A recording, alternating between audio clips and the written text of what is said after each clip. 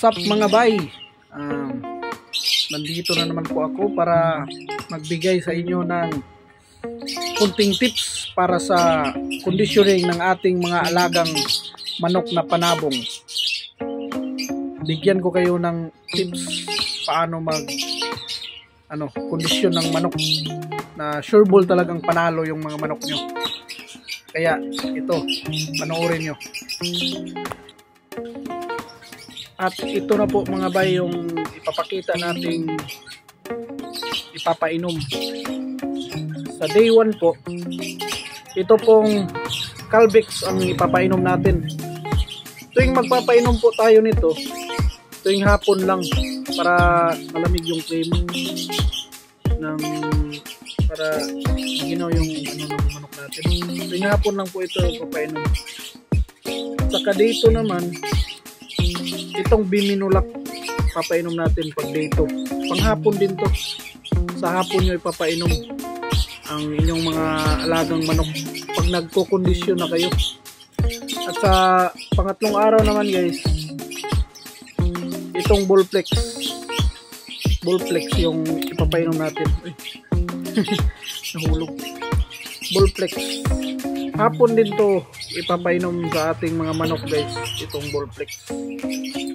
At sa pang-apat na araw po, dyan ka na po maglagay na injection. At pwede itong Bixan guys, i-inject sa ating mga manok. Hapon din po tayo mag-inject nito guys para maganda sa ating manok.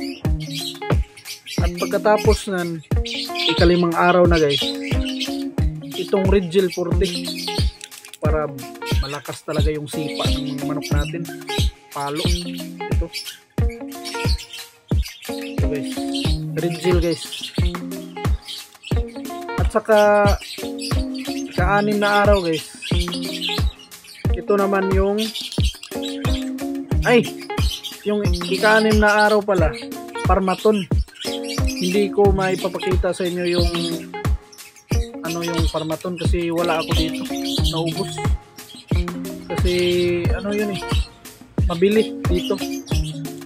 Pag day 7 naman guys, ito namang Proxygen, ito yung pang last day. At pagka day 8, yun na yung laban, huwag nyo nang ipainom. Ito guys, hapon din to ipapainom sa ating mga manok.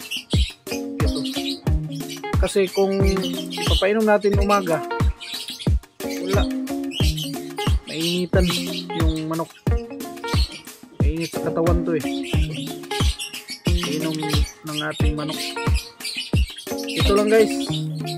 Yun lang po ang ating tips sa inyo guys sa pagkukondisyon ng manok. At salamat po sa mga nanonood dyan.